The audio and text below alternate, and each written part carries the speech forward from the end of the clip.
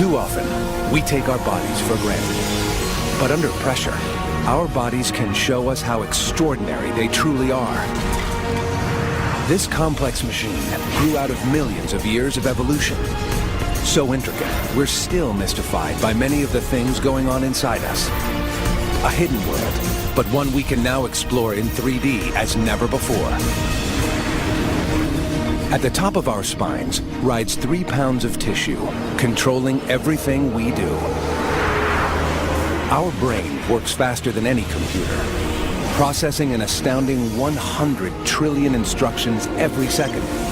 But to save our lives, it can slow down time.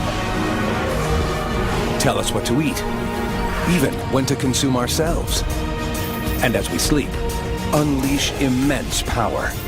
Our brain drives our muscles and steers our lives when we're pushed to the limits.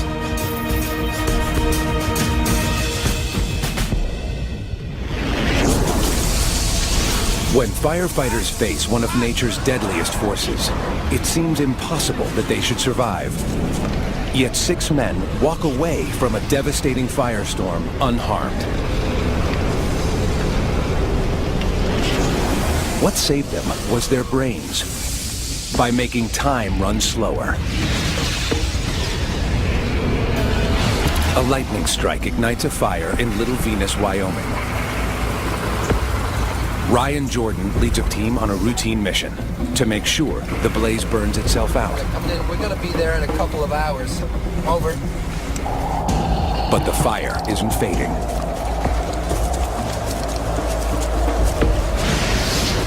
The wind shifts, giving the flames new life. And they're bearing down on Ryan and his team. So as we're hiking in on the trail, about 2 miles in, we had some scratchy radio communications that the wind was picking up. The fire had changed some of its fire behavior and started burning down canyon.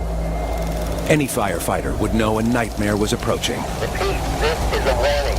Winds are changing direction. As far as we can tell, it's headed southwest. Could be headed your way, and it's moving fast. You better get out of there. As Ryan hears the warning, his brain takes control. Deep in the brain, 2 parts, each an inch across, make up the control center.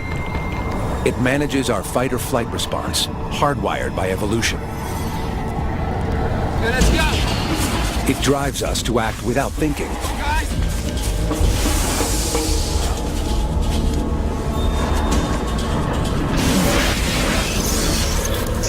The control center collects information from the outside. Normally, the data goes to the brain's thought center for study and reflection. But in emergencies, the controller works differently, signaling nearby areas that make up the disaster center. Without a thought, the firefighters' brains command them to flee.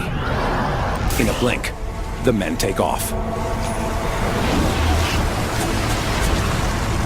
You could feel the heat of the fire starting to get closer on you. In your mind, you're wanting to run. That's your instinct, is to get away from this heat source. Stoked by gusts, the flames close in.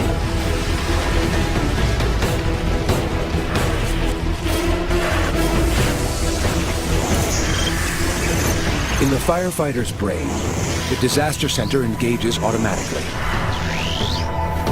It orders release of a natural turbocharged stimulant, adrenaline.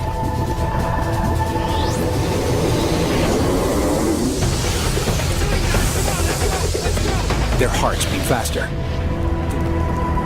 Blood is redirected from non-essential tasks, like digestion, to parts of the body that can mean the difference between life and death. Blood floods their muscles with fuel and oxygen. In a burst of strength, the firefighters race to survive, but the firestorm explodes faster. Their bodies are near collapse. But their brains are working furiously.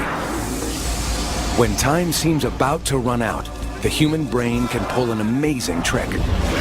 It appears to slow time itself, creating precious moments that might help us escape. We've puzzled over this for years. To help understand the effect, volunteers were tested as they made their first stressful jump from a platform 150 feet high. They were given a display, which under normal conditions moved too fast to read. But perhaps a brain under stress could slow the numbers enough to register them.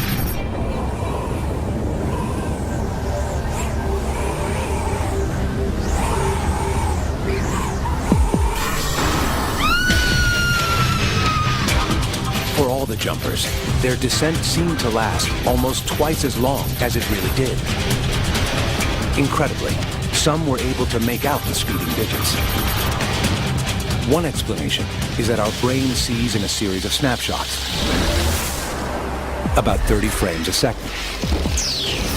In an emergency, that rate increases, letting the brain take in more information in less time.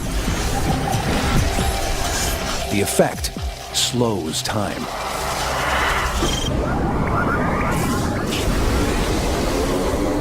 As the flames near, the firefighters' brains are observing at maximum speed. Seconds feel like hours, giving them a chance to work out what to do. It feels like things are happening really slow. You have time to think about it, but it's actually seconds that you ran through.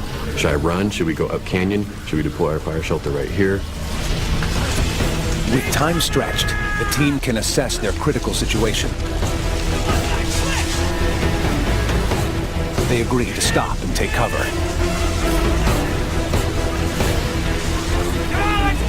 And just in time.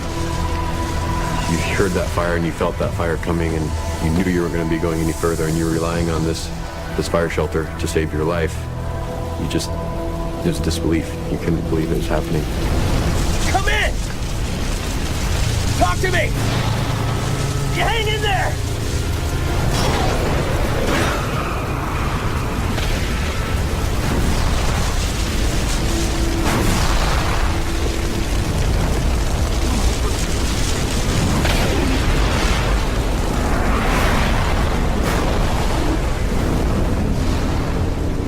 After that fire passed, some people were really pumped up and excited from the situation, and some people were very quiet and kind of in shock and disbelief, wondering how in the heck did this just happen? Now I'm crawling out of a situation that I maybe shouldn't have survived. An aerial image shows where the team made its last stand. Each dot marks a firefighter's shelter. All around, desolation. This extraordinary survival story has its roots in the brain power that we all have. Every decision we make occurs at our brain's command, even what we think we choose to eat.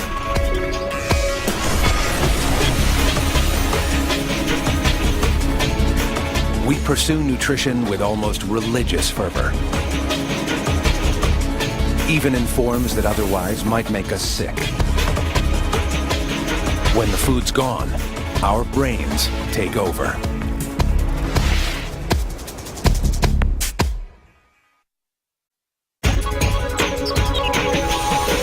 Our brain controls every decision we make, even our taste in food. Our urge to eat resides deep in the brain. A walnut-sized lump of tissue is the brain's want center. We are only just starting to understand its many functions. Above all, it wants to feed.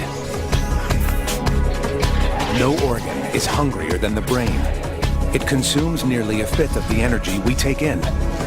But the want center responds to the needs of the whole body for nutrients, including vitamins and other minerals. When the body runs short of anything, the brain drives us to mind-boggling lengths to fill the gap. As yachtsman Steve Callahan learned, Steve's boat sank, leaving him adrift, alone. He needed a miracle.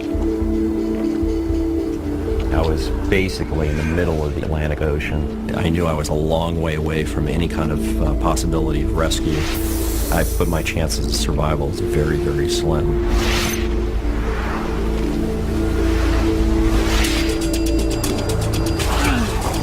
When his rations ran out, Steve turned predator. Fish were plentiful. He wouldn't go hungry. But he had a big problem. It's rich in protein, but fish flesh lacks vitamins and minerals that the human body needs. On a flesh-only diet, Steve's body couldn't work properly. It would shut down and die. What he doesn't realize is that the fish he catches does contain the nutrients he needs. They're just in parts that he usually discards. As his body is about to shut down, Steve finds his tastes taking a bizarre turn. I was